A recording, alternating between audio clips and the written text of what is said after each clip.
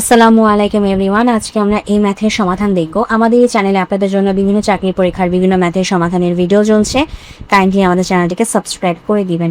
তো চলুন এখন আমরা আমাদের আজকের সমাধানে নেমে পড়ি।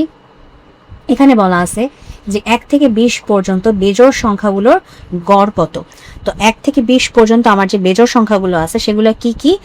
1, 3, 5, 7, 9, 11, 13, 15, 17, 19। ঠিক আছে?